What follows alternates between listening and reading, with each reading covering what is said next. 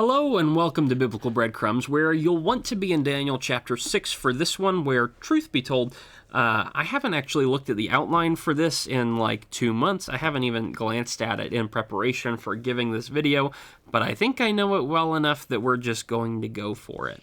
Daniel chapter 6. I taught lessons on Daniel's 1 through 5 previously at this congregation, and so I'm stepping into a class on Sunday morning. I'm going to be using the rest of the book of Daniel, chapters 6 through 12, and so week by week I'll publish the classes probably on Wednesday mornings, and week by week we'll go through the rest of Daniel 6 through 12, all the rest of the book. Every time I preach or teach Daniel 6, you have to start with this.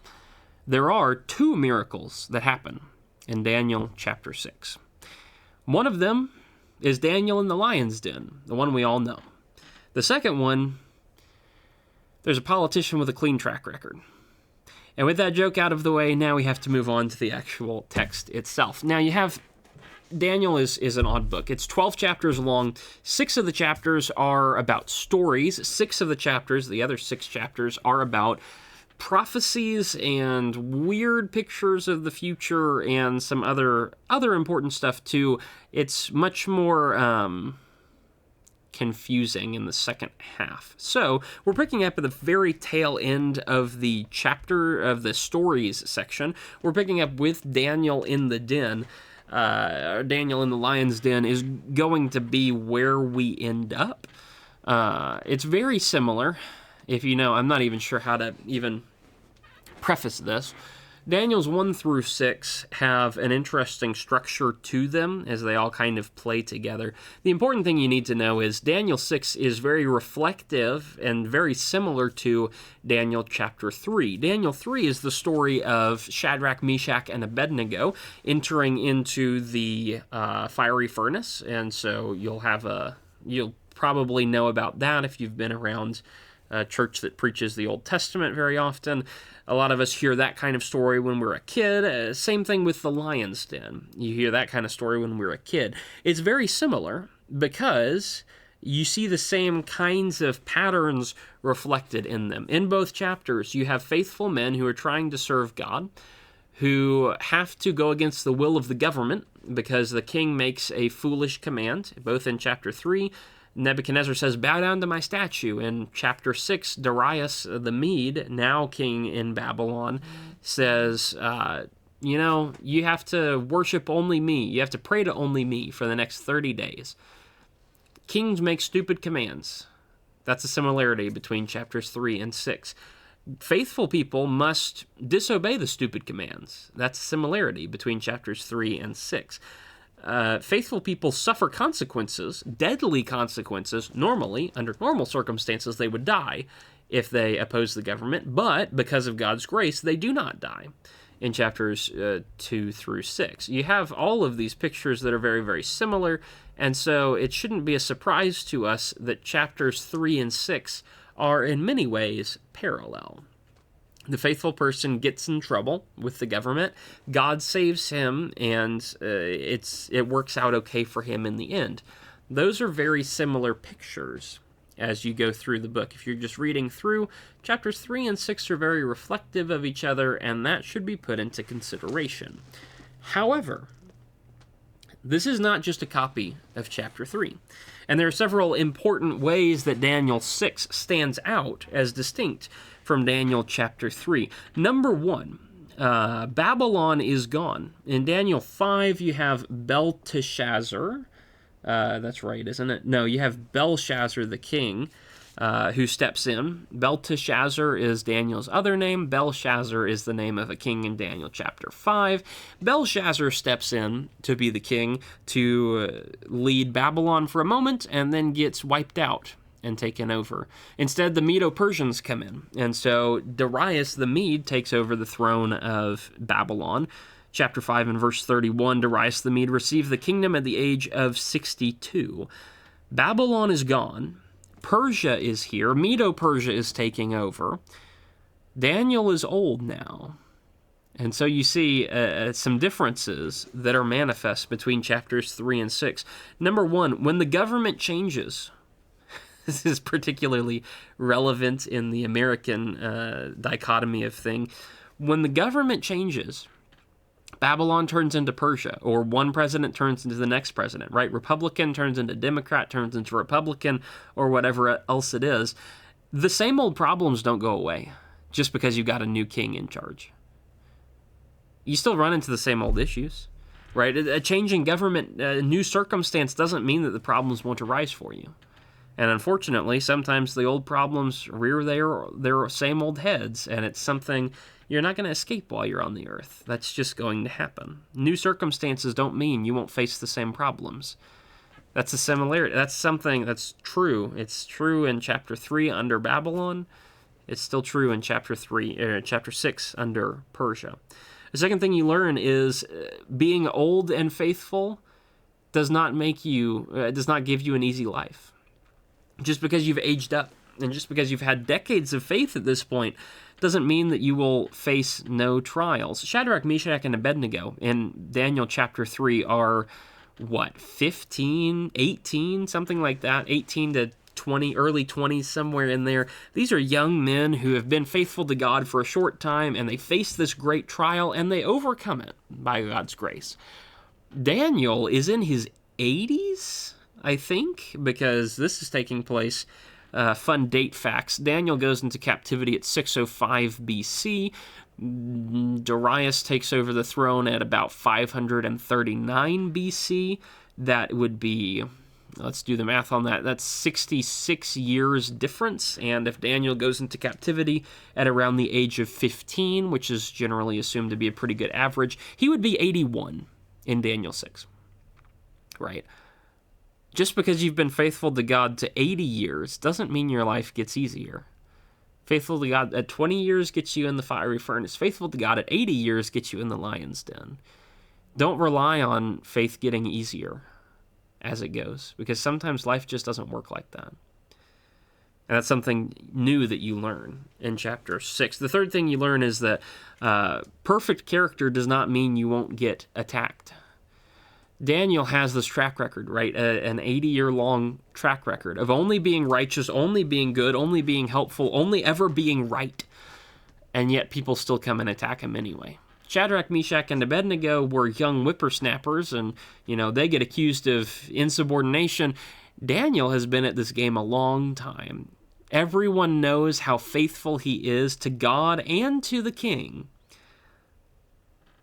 But perfect character doesn't mean you're not going to be attacked. And so Daniel still has to face faith anyway.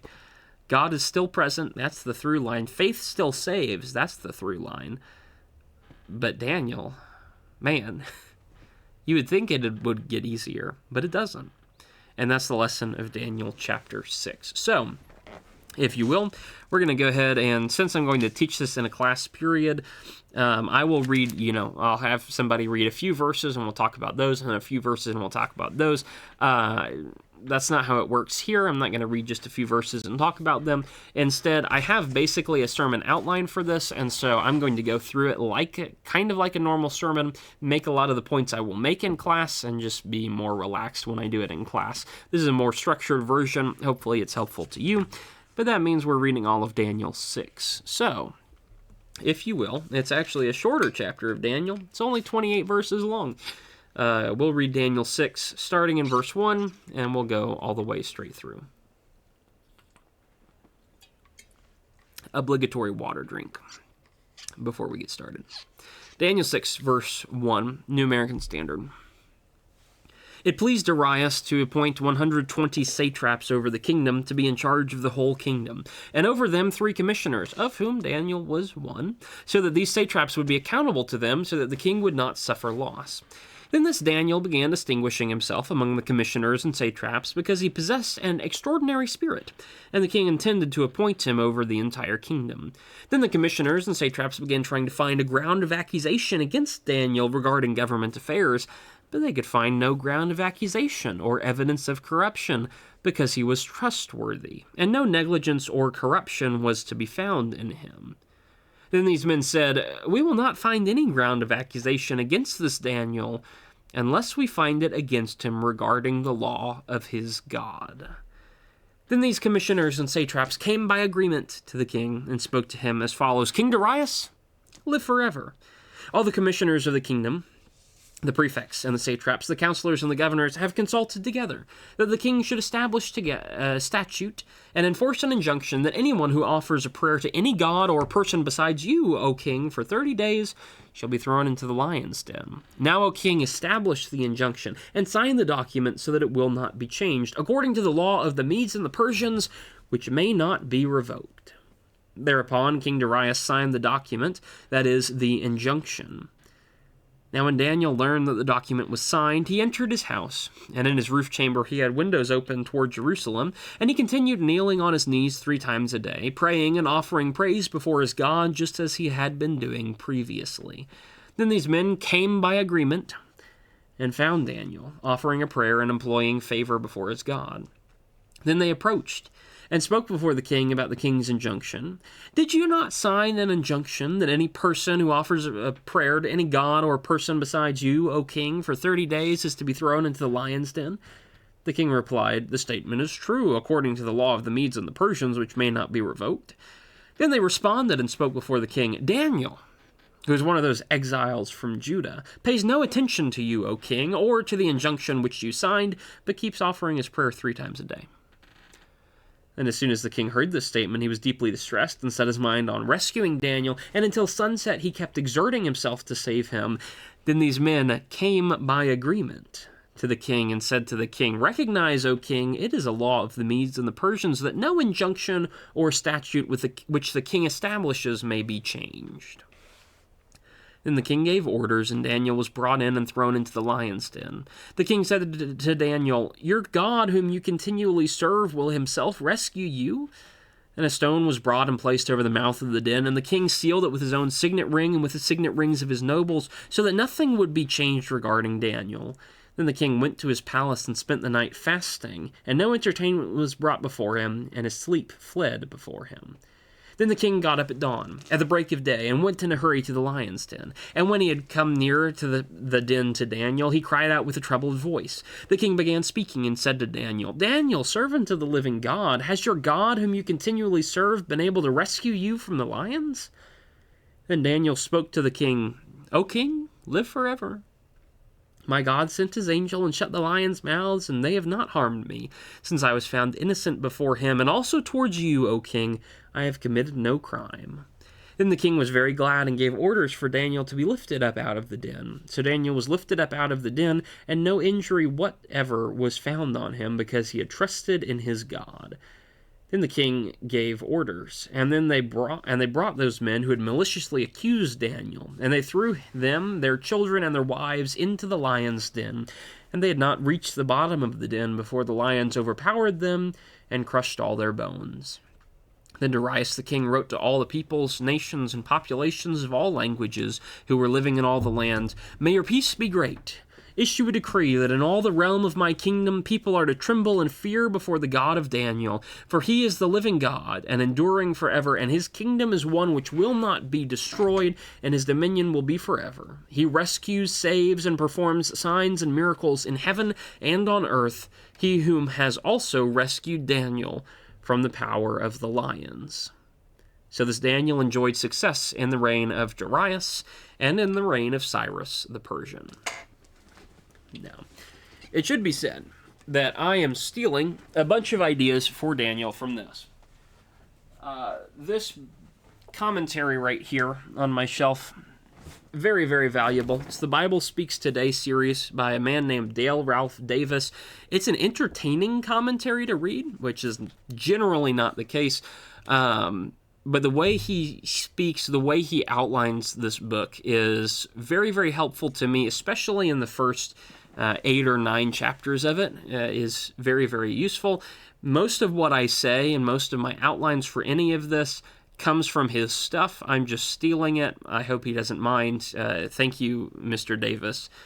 incredible work, and I very much appreciate it. I was back in college when I took a class on Daniel. That was our textbook. Other than the scripture itself, that was our supplementary textbook, and it was just fun to read. It was really, really beneficial. So if you want a good resource on the book of Daniel, this is the best one that I have. That being said, everything in this outline is straight up ripped off from that book. Davis, takes Daniel 6, breaks it into 4 sections, I believe it is. Again, I haven't looked at this in 2 months.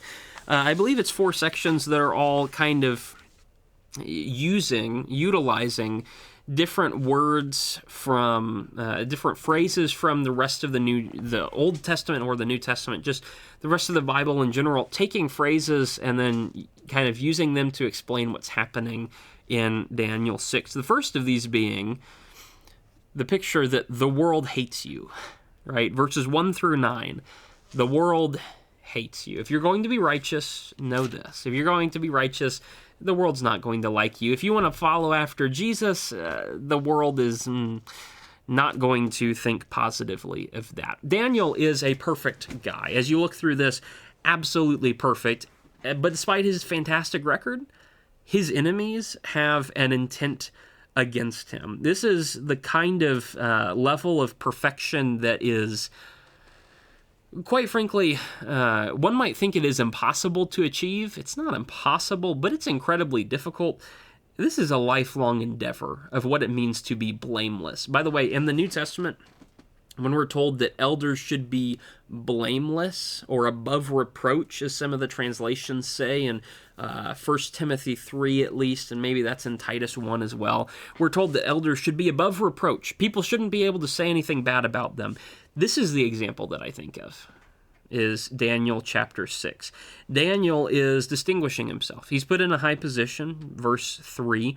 Darius the king has decided he doesn't want to personally hear reports from everyone in the kingdom, and so he puts 120 satraps over the different, basically the different states that existed in the area, but he doesn't want to hear reports from 120 people. He wants to hear reports from 3 people, and so Daniel and 2 others, each of them listen to 40 states' reports, and then they give that to the king. That's going to be very simple. Daniel is actually so good at his job in verse 3, he possessed an extraordinary spirit. That's a blessing all the way back from chapter 1. That's something God gave him. And Darius sees that. And Darius says, what if I just only heard reports from Daniel? Daniel heard reports from 3 guys. Each of those 3 guys each heard reports from 40 guys. What if that was the order of the government? What if it was kind of like Pharaoh and Joseph back in Genesis, where Joseph is the second in command, right? Pharaoh is in charge, but Joseph really just does everything, and Pharaoh just listens to what Joseph tells him. This is the same connection made between Darius and Daniel, or at least potentially. Daniel is doing so well. Daniel is very impressive. People don't like that. And when you have good success, well, some people get jealous. They start trying to attack him. Regarding government affairs, verse 4, all of these people around him begin trying to find some way to accuse him of a crime and get him strung up. They can't do it because they could find no ground of accusation or evidence of corruption because he was trustworthy and no negligence or corruption was to be found in him. Oh, that we all had that reputation. Blameless and above reproach, right? That's what that means. They search for evil and it's not there, so they have to fabricate some. Verse 5, we won't be able to accuse him of anything unless we can make his religion a crime. Oh, that righteousness would be said of any of us. We can't blame him for anything. He does right by his friends. He does right by his family. He does right by his job. He does right by everything. We have to outlaw Christianity for him to be a criminal in any way, shape, or form. That's what they do. That's what they succeed in doing, but it's only because Daniel is so spotless. The world hates you, even when you're good, especially when you're good, when you're righteous. Even if you're perfect, people will find a reason to attack you. Don't be surprised. Blessed are you, Matthew chapter 5 and verse 10, blessed are you when people persecute you and say all kinds of evil against you because of righteousness' sake. It's going to happen, even if you are a perfect guy. And so they make a request to the king. These commissioners and satraps, and they're so sneaky, they're liars, they're just scumbags. I hate them so much. They make a request to the king, "O King Darius, live forever." Notice, they're being nice there in verse 6. That's their address. It's a nice, proper, respectful address. They call him the king. They, when you come into the king's presence, it's classic to say, good health to you, or King Darius, live forever. It's basically a nicety.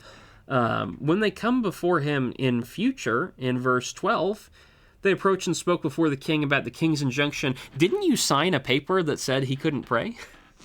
When they come before him in verse 15, recognize, king, you can't change anything. The only respect they have for the king is trying to get the king on their side, right? When you hear Daniel later on, the first time Daniel speaks is in verse 21, after he's been thrown in the lion's den by Darius for a stupid law that Darius signed off on. After he's been so taken advantage of, how does Daniel respond to the king? He says, "O king, live forever." He's polite. Daniel is polite because it's the righteous thing to do. These men, these commissioners and satraps, are polite because they're manipulative. And they're only polite when it serves their purposes. These are not good people. Keep that in mind when you think about the whole end of this story. There's a request to the king, which is kind of ridiculous to us. King, 30 days and people can only pray to you. What in the world is happening? Like, what?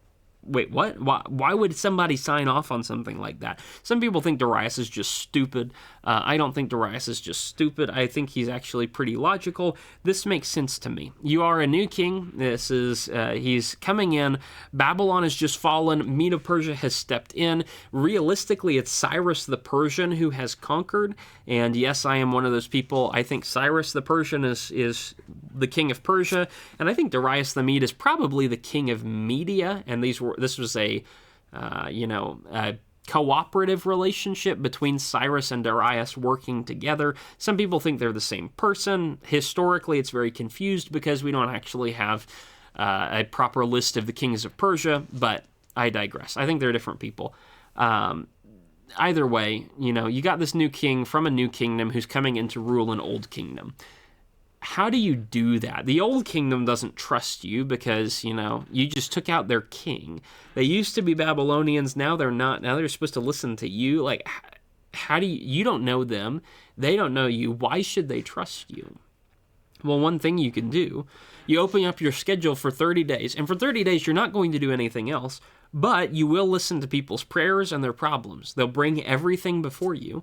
And the peasants who are squabbling over grain, they bring it into your courtroom. You rule on that personally, and they get to see, you get to get acquainted with the problems in the area, whether it's about food, whether it's about, family strife, whatever is going on. You get to be aware of all the problems that are happening, so you know your people, and the people get to see you dealing with them in merciful ways. And they get comfortable with that, and so they're kind of okay with that. It's in many ways similar to, I think it's 1 Kings chapter 3, the end of 1 Kings 3. Solomon gets wisdom from the Lord and then turns right around and he uses that to solve personal disputes in the people of Israel. 2 women, 2 prostitutes bring 1 child to him. 1 child has died, 1 child is alive. The claim, whose child is this? The point is, Solomon's trying to get to know his people, and his people are getting to know him. He's a new king. He needs to establish that. That's the kind of thing Darius is doing. Why not make it for a month that you take care of everybody's problems? I know that's a ton of work, but it lets you be aware, and it lets them be aware, and mutual trust will be established. This makes sense from a point of view, right? This makes sense from the ancient kings, ancient world type of view.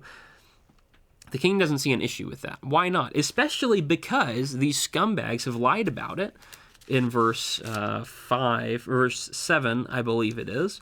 King Darius, live forever. All of the commissioners of the kingdom and the prefects and the satraps and the counselors and the governors have consulted together that the king should do this. That's not true. All, in a relative sense, sure, it's all but one. It's all but Daniel. But it's not everybody. They lie about that. They butter him up, then they lie about something, then they put forward a command that actually seems pretty logical. And so the king, instead of verifying with Daniel, his most trusted advisor, he just says, I guess Daniel signed off on this too, and goes for it. He signs off. By the way, don't make promises that you don't fully understand or comprehend what you're promising. It's a very, very dangerous thing. Only too late does Darius see the issue, and now he's stuck. Just like in chapter 3, Shadrach, Meshach, and Abednego had refused to bow down to the idol. Nebuchadnezzar said, bow down to this idol. Shadrach, Meshach, and Abednego don't. And in chapter 3, in verse 8, at that time, certain Chaldeans came forward and brought charges against the Jews, and they said, look, these Jews are ruling in your kingdom, but they are disobedient to you. You got to kick them out. It's a form of jealousy. Back in chapter 3, same thing here. It's this form of jealousy. Daniel is so great. We got to kick him out. Notice how they even identify him. In verse 13, Daniel, one of the exiles from Judah, he pays no attention to you. He's a foreigner. He shouldn't even be here. Why is he allowed to rule? He's not like us. He's not from this area. He doesn't worship these gods. He doesn't do anything like this. Why do you want him so much? Malicious evil taking advantage and trying to destroy righteousness.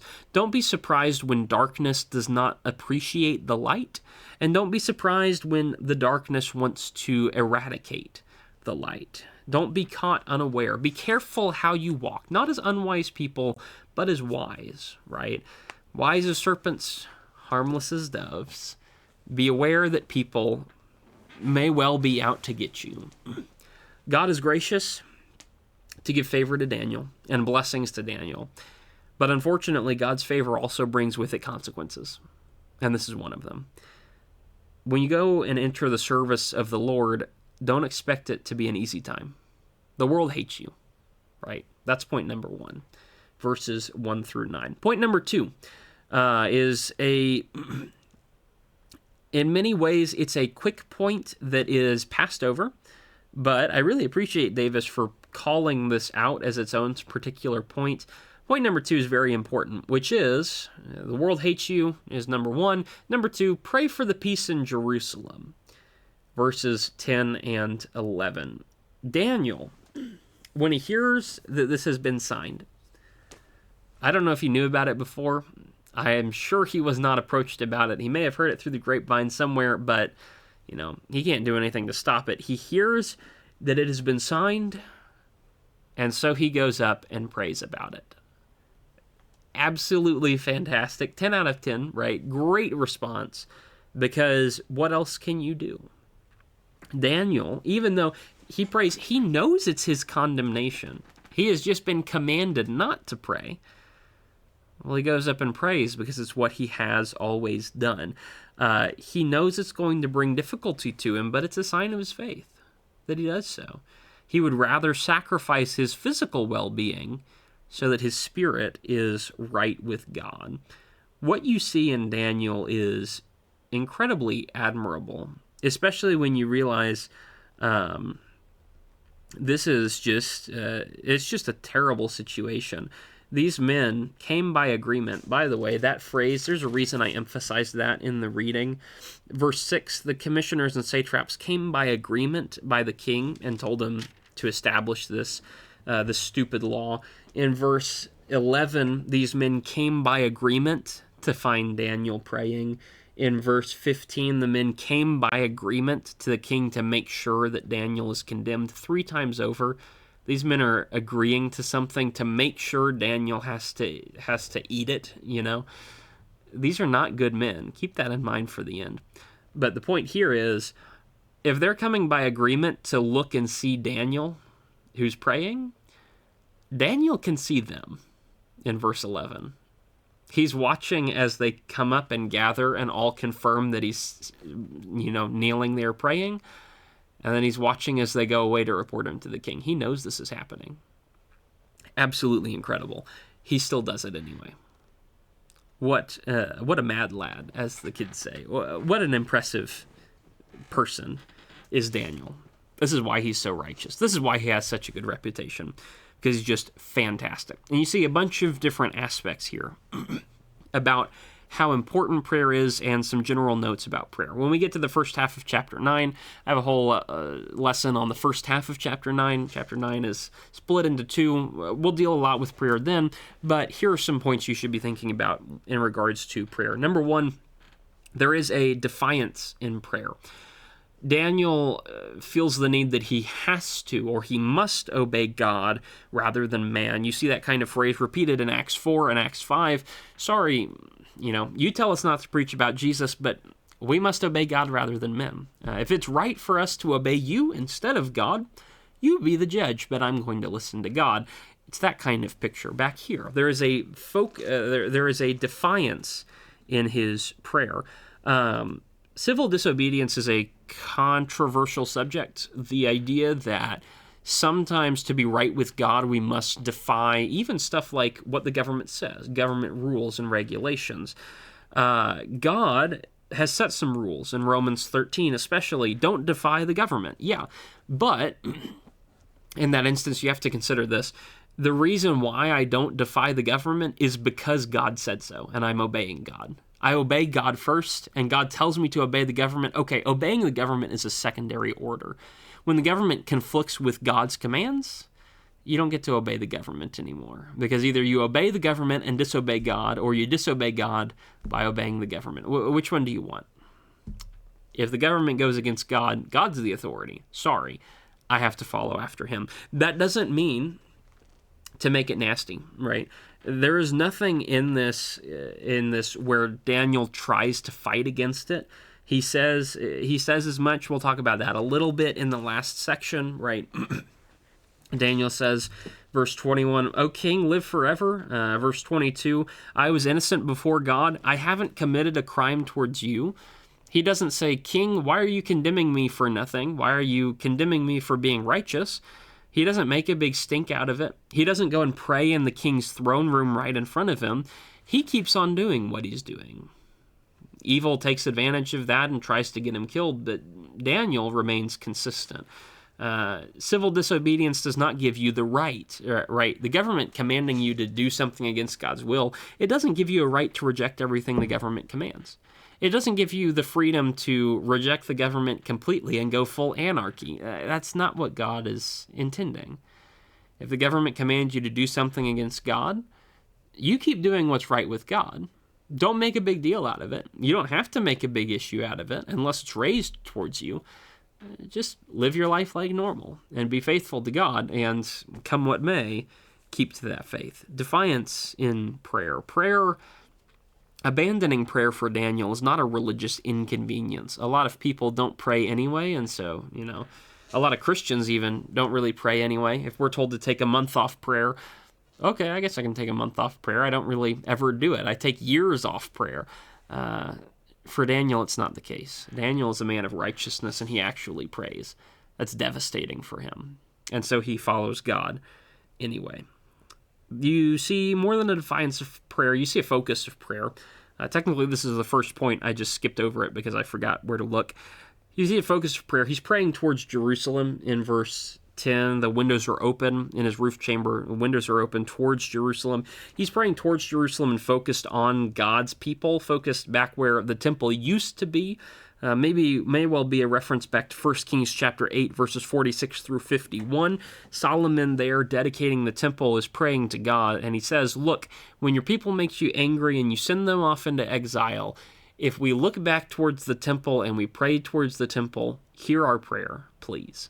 Maybe that may well be what Daniel is doing, aware of the things that Solomon said, and so praying in accordance with that. He has a proper focus on the things of God and what God wants for him to do. He has a proper defiance in how he deals with the government. He is not making a big stink out of it, but he is going to be faithful, and there's nothing they can do to compromise that. You see his consistency. Consistency in prayer is fascinating. Traditions are hit and miss, right? Traditions are weird. Some traditions are very good. Some traditions are very bad. Some traditions are very important, and some traditions are just not important at all. I can't weigh in on every single tradition, right? It's just a natural, customary way of doing things. But too many people are either, traditions are always good. That's not true. Or traditions are always bad, and that's not true either. Traditions are as good as you end up making them. Daniel's tradition, verse 10, the very last phrase there, he's praying and offering praise before his God, just as he had been doing previously. That's incredibly important. Daniel's tradition is to pray to God. Too many people, when they have the tradition to pray, say exactly the same thing, and their prayer ends up being meaningless repetition because they're not thinking about it. Daniel, when he prays, he has a tradition of praying, which basically means when the problems arise, the first thing he does is pray. Daniel never has a thought about whether or not he should obey the government on this. Daniel never has a thought on whether or not he should be praying to God. Daniel never has to question that because he's built a tradition of prayer. And so he lets his body take over and do what it normally does, which is, I'm going to go and pray. That's what I do, right? He has established a tradition so that when the trying times come, he doesn't even have to think about it. He doesn't have to stress about it. He just lets it take over. I read a book one time about, what was the book? I can see the cover. I just can't see the word. It was a book about willpower and kind of managing your willpower. People have a very limited amount of willpower to actually force themselves to do things they don't want to do. Christians especially get in trouble when they rely purely on willpower to accomplish everything. What God wants us to do is not to have to force ourselves to read a Bible every day and have to force ourselves to pray every day and have to force ourselves to go to worship on Sunday and have to force ourselves to tell other people about Christ. God wants us to incorporate that into our routines so much that those things become habits that we don't even have to think about, right? We don't have to think about actively spending time with God because we just always do. Like, it's just part of life. It's ingrained in our very nature. That's what God wants for us. Not having to force ourselves at any given moment to be faithful, but just being faithful as a lifestyle, not an active choice. That's what this is tradition that has been utilized to build faith. Tradition that has enshrined in Daniel that he will be faithful even when it gets difficult. He doesn't have any questions. He just kind of does it. When your life is easy and when you don't have any problems going on, that's the time to establish righteous habits, because your life will soon get complicated and your life will soon have problems. But if you have the righteous habits in place, habits take, 3 or 4 weeks to form. Once you have a habit in place, that habit sticks with you through thick and thin, even in the difficult times. When Daniel is praying, he's focused properly. When Daniel's praying, he's defiant properly. When Daniel's praying, he's consistent properly. And also you should think about the posture of prayer. Daniel here does not pray, in a lot of American churches, especially where I grew up, the whole thing was, bow your head, close your eyes, maybe fold your hands and say a prayer like this. Don't open your eyes because that sure is a crime if you ever do anything like that. Nowhere in the Bible do we see anyone praying like that. In the Bible, we see people looking up to heaven. We see people with their arms out towards heaven. Paul talks about raising holy hands to God, which means praying like this, not praying like this. You should think about your posture of prayer. Daniel prays to God, kneeling on his knees 3 times a day. Sometimes that helps when you're praying. Sometimes flat on your face helps when you're praying. It's not appropriate for every circumstance. If you're praying a prayer of gratitude, maybe you don't feel like, kneeling down to God. Maybe you feel like lifting your hands to God because you're just so happy about it. This is how you express yourself. When you're praying a prayer of sorrow and repentance, maybe you don't feel like looking up to God. Maybe you're like the tax collector who cannot even bear to look at heaven. In Luke 17, Luke 18, when Jesus tells that story, the Pharisee is looking up to heaven. The tax collector can't even raise his eyes to heaven. He's looking at the ground and he's beating himself. That's a different posture. Sometimes it's good to have different postures in prayer. They can help to reinforce different ideas. Kneeling can reinforce the idea of submission to God. Face down on the ground, prostrate. can enforce the idea of subservience and humbling yourself before God. Various different prayer postures can enforce various different prayer ideas. So maybe you should, account for that. It's not always good to kneel. It's not always good to stand. It's not always good to sit. It's not always good to bow your head. It's not always good to look at God. It's not always good. You don't react to anyone in exactly the same way, right? If your friend comes to you with great news and your friend comes to you with terrible news, you don't usually react to them in the same way. So if you're going to talk to God about great things or terrible things, why would you talk to him in exactly the same way? There's a reason to change up the posture in prayer. The point being, prayer is really important, and prayer keeps us constant. Even in the difficult times, prayer can ground you like nothing else can. So praying is good. Is that a lot to say on 2 verses? Yes, it is. Will I get to say all of that on Sunday morning class? No, but that's why I'm saying it here. Maybe they'll get to see the video and realize how much there is that we're just skimming over to fit it into a nice, neat 45 minutes or however long it ends up being. The world hates you. Verses 1 through 9. Pray for the peace in Jerusalem. Verses 10 and 11. Third point, really important point. All of them are really important points, but this is a really important point among the really important points. Put not your trust in princes. Verses 12 through 18. Darius realizes. In verse 12, these men approach and they come before the king about the king's injunction, his command. Hey, didn't you sign something that throws people off into the lion's den? Oh, yeah, I did. I can't change that. Yeah, we know you did. Throw Daniel in there. He's an evil criminal. The king made a foolish promise. The king made what we call a rash vow. It's a stupid thing for him to have done, but he did it, and he can't take it back. Under the laws of the Medes and the Persians, he can't take that back. That's a phrase that's repeated several times in this chapter. To my understanding, in a lot of these old world nations, old world empires, the kings and the rulers of that area would be considered to be gods or children of the gods or somehow related to the gods. That they would die and then become gods or something like that. They would be going to the gods. They were representatives of the immortal divine will of higher powers, which means if you make a law, you are making it on behalf of the immortal and divine will of the higher power. You can't just take that back. You can't say, God said on this day, you have to pray to the king. Actually, God changed his mind immediately, and you don't have to pray to the king anymore. You can't do that.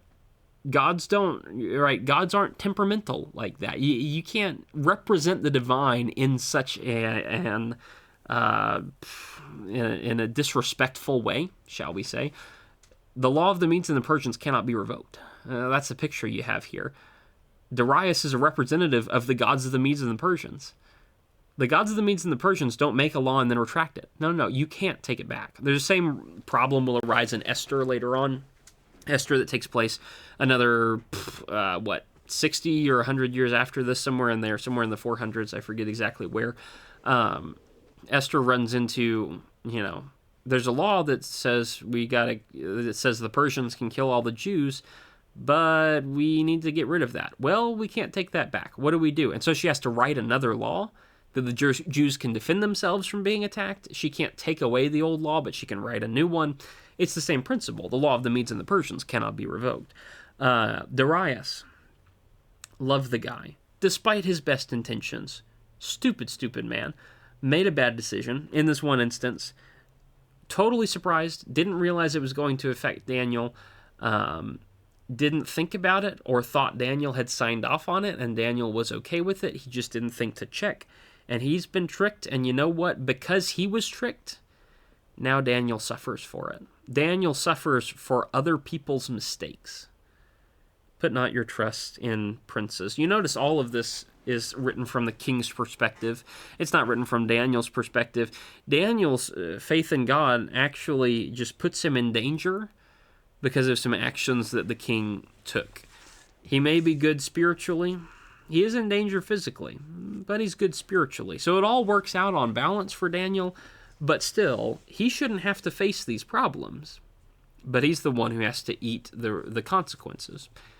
Because, despite their best of intentions, human beings are human beings. And human beings fail. Human beings mess stuff up. Human beings like to destroy things and just are generally unreliable, right? Take the best human being you know. He can't always help you. He can't always answer all your questions. He's not always right. He hasn't always done the right thing, etc., etc. The best human being you know has not always succeeded because humans fail. That's kind of what makes us humans.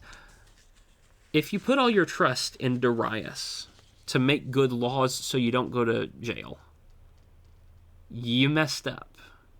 And your hope's in something that isn't solid. If you put all your trust in Darius to do what Darius tries to do, to his credit, Darius tries. He hears the statement, verse 14. He's deeply distressed. He sets his mind on rescuing Daniel until sunset. He spends all day trying to get this done. Until sunset, he's exerting himself to save him. This is not, oh, I wish I could save Daniel, and he spends the day thinking about it, and then it's done. No, he keeps trying. Everything comes to his mind, and he attempts that, and he attempts that, and it just doesn't work. And it's only at the end of the day that the men come to him, by agreement. By the way, these guys are jerks and they deserve what's coming to them. You can't change it, king. You can't change the law that you made. And so the king gives orders and throws Daniel in the lion's den. He stays up all night. It bothers him. It bothers him incredibly. He stays up all night. In verse 18, he went to his palace. He spent the night fasting. No entertainment is brought before him. His sleep fled from him. He can't sleep. He gets up as early as possible. He puts Daniel in the den as late in the day as is possible. Verse 18. He gets up as early as possible. Verse 19. To minimize Daniel's time in the den. But despite all of these things that the king wants to do and keep, despite how safe the king wants to keep Daniel, he can't. Human beings cannot save you. Not in all circumstances. Sometimes they can, sure. Sometimes they're very useful. Sometimes they're great blessings. Sometimes they're absolutely essential. Sometimes God works through human beings and accomplishes amazing things. But if you put your hope in human beings, you're going to be disappointed. Put not your trust in princes. Go trust God.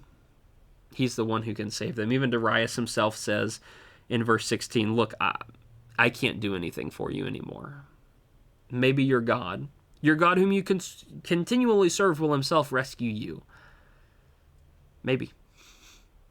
But that's ultimately all you have left. Faith should not be placed in mankind. Sure, help people, right? Don't discount people and say, oh, you're just a human being. You're not going to do anything for me. No, that's not what I'm saying. But when your ultimate faith and your ultimate hope is placed in a human being to provide you all the answers, you've messed up. And that's not going to go well. Put not your trust in princes. Humans will fail. God will not. That's the basic difference. And so Daniel is ultimately thrown in the den. Darius, sure, he did something very foolish. He did something incredibly stupid. But he still condemns Daniel, and that's the end of the story. You can be against Darius here, and by rights you probably should. It's the same kind of picture as Pilate with Jesus. Actually, when you think about it, this entire situation very much mirrors Jesus' death and resurrection. Darius tries all these different ways to get Daniel, the righteous man, out of the circumstance. He knows all Daniel did was be righteous. He knows that there's no real reason to condemn Daniel. He knows Daniel hasn't done anything wrong. But at the end of the day, verse 16, the king gave orders and Daniel's thrown into the lion's den. Pilate also knows this man is innocent. Jesus hasn't done anything wrong. Can anyone prove anything to me? What did Jesus actually do? Nothing? Why am I condemning him anyway? Why not release him? Why not let him go? Let's let him go. Let's condemn Barabbas instead.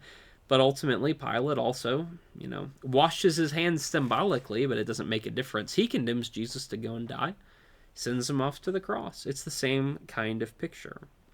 In both instances, both in Daniel chapter 6 and in Jesus' death and resurrection, a righteous man is condemned for being righteous. Daniel, there's a specific law against it.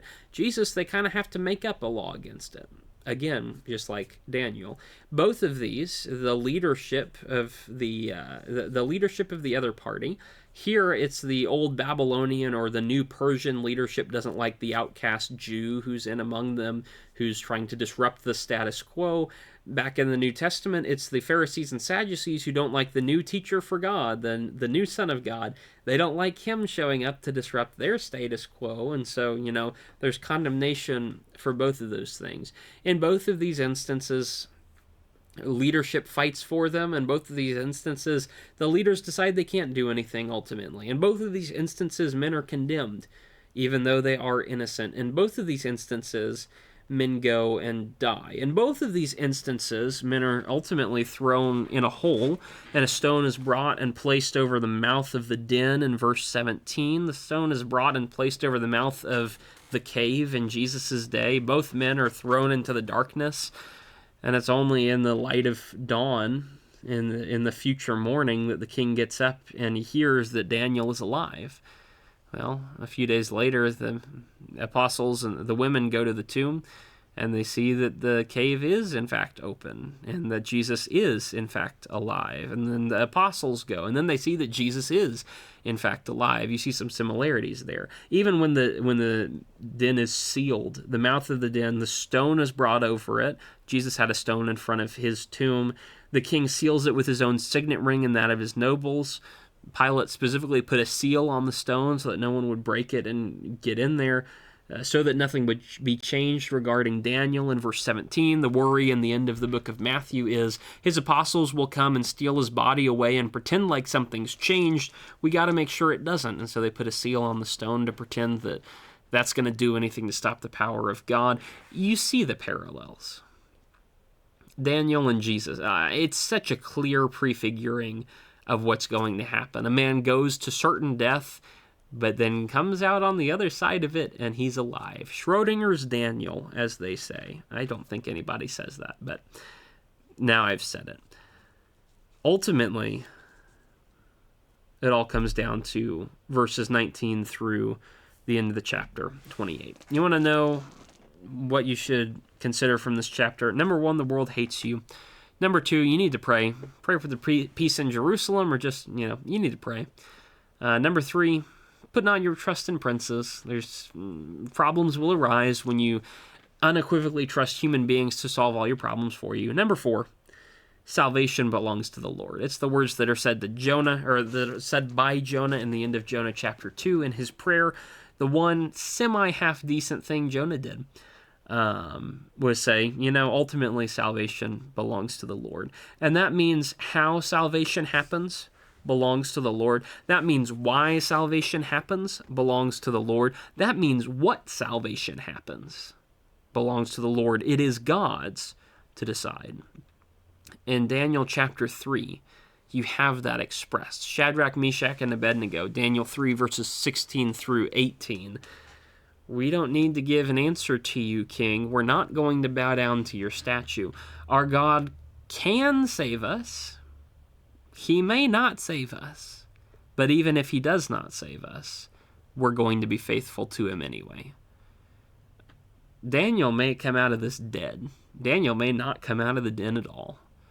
But it doesn't matter, because he's going to pray, right? He's going to be faithful regardless. He goes into the den, and there is a period of intervention, verses 19 through 23. The king gets up. He wants to get Daniel out. He goes in a hurry to the lion's den. He comes near the den to Daniel. He cries out with a troubled voice, saying to Daniel, Daniel, servant of the living God, has your God, whom you continually serve, been able to rescue you from the lions? He's just panicking a little bit, just hoping against hope, as we might say.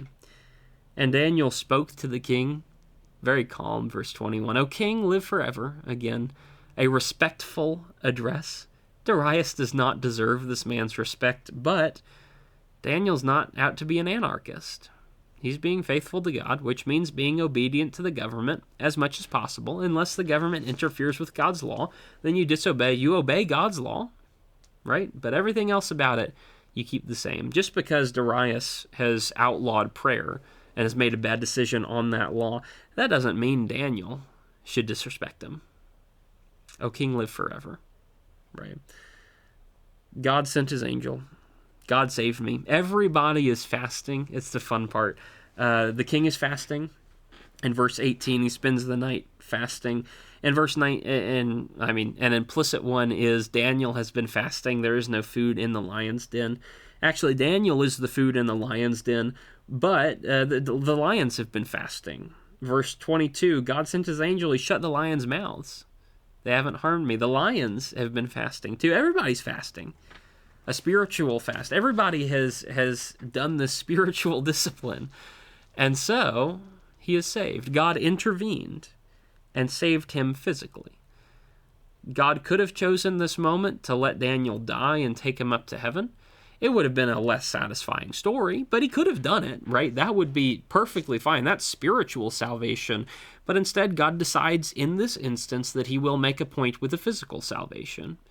So he comes in and he physically redeems Daniel. He makes sure that Daniel's flesh is okay. When Daniel's taken up out of the den, verse 23, he has no injuries found on him because he had trusted in his God. Very similar to chapter 3. When Shadrach, Meshach, and Abednego are pulled out, they are not missing any hairs. They don't even smell like smoke. All their clothes are perfectly fine because they trusted in their God. There's an intervention where God comes down and he saves them. Then there's a midpoint to this section, verse 24, where there is finally retribution. These men who accused Daniel so maliciously, Darius takes them and throws them in the lion's den. He throws their wives in there. He throws their children in there as well. And that seems very harsh. But a couple of things you have to consider. Number one, culturally back then, yeah, it was pretty standard. You see that a lot of times in the Old Testament. People getting punished with their family. Achan sins, and Achan and his whole family have to be stoned to get rid of the sin. There's a concept in the Old Testament that sin corrupts, and the things of sin corrupt everything around it. When a garment gets a spot of mold on it, you either, you like burn it off, or you just burn the whole garment, right? Because even though it's just one place, and theoretically you could cut that out and then patch it up, no, it's in the garment, right? Get rid of the whole thing. God has kind of he sees the totality of the problem, and he just gets rid of the whole problem and all the potential for the problem. Whether you think that's good or not is irrelevant, because that's what God does. And so God decides to cut it out like that. So part of it's a cultural thing. Part of it's just, Old Testament, that was pretty standard for them. Part of it is also, you see the caliber of these men. This is what helps to make it a little more understandable. You see what type of men these are, right? They are manipulative, they are lying, they are hateful, they are malicious, they rejoice over the death of their enemies. They are just scumbags. I mean, is the best way to say it. Is they're just despicable. Their wives are learning from them. Their children are learning from them. Like, what kind of people do you think are involved in that kind of family? It's obvious that the wife has not made somebody better. There are problems here that need to be solved. And so, instead of trying to teach the children better, in this case, just kill the children. Children are innocent, and so that gets them to heaven a lot easier than it would be otherwise. Not very pleasant. Not advocating for you to go and kill children and stuff like that. Obviously not. But in this instance, maybe that makes it more understandable that God is just trying to wipe out evil, and evil is here. God's trying to remove that from all these enemies. The real point here is not what happens to them, or is not why it happens to them. The real point here is what happens to them.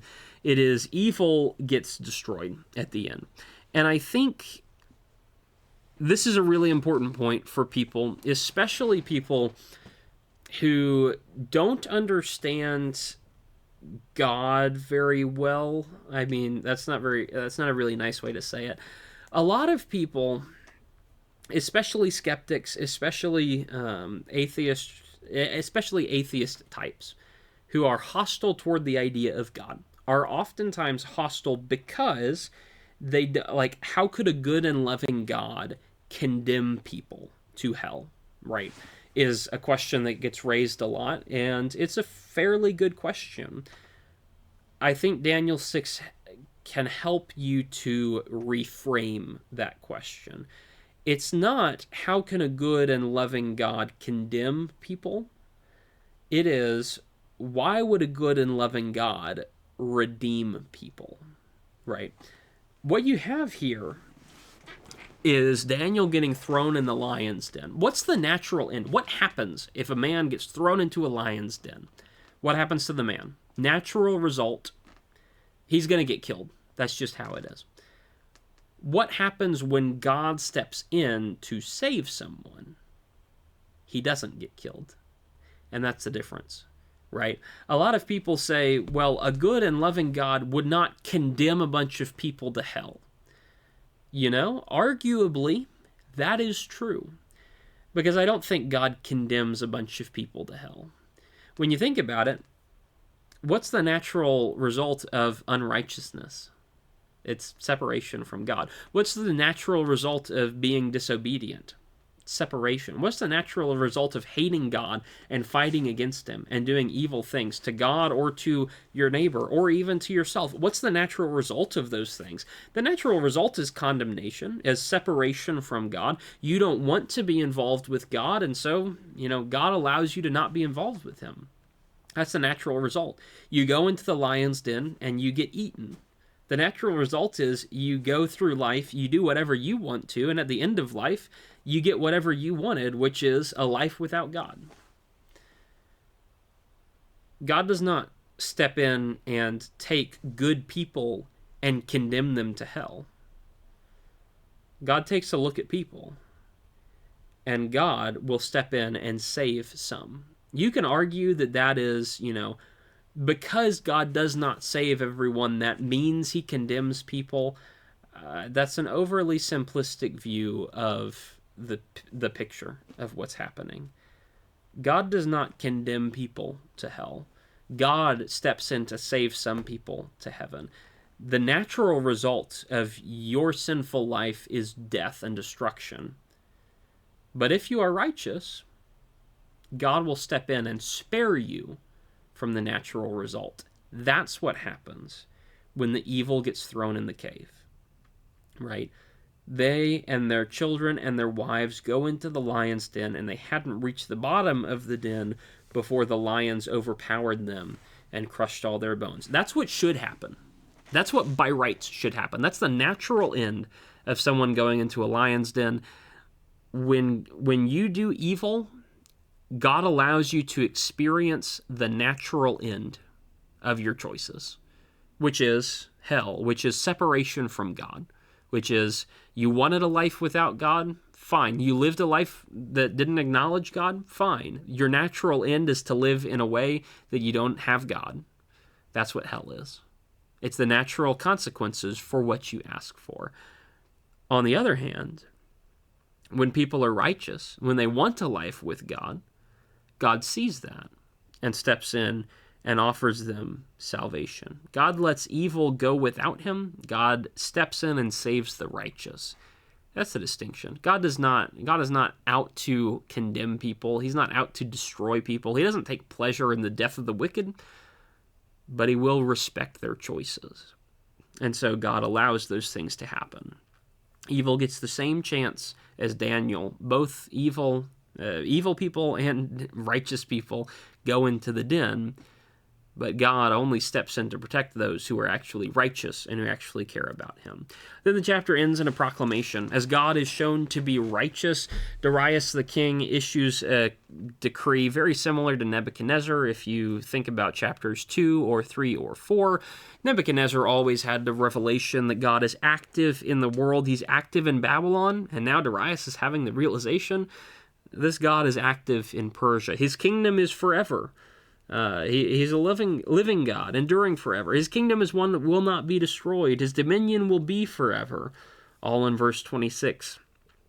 Yeah, right? That's what we've been seeing in chapters 2 and 3 and 4 and 5 as well. And now 6 is people coming to this realization that God's kingdom is forever. God's kingdom is all-encompassing, and you can't do anything to get outside of that. Darius finally understands.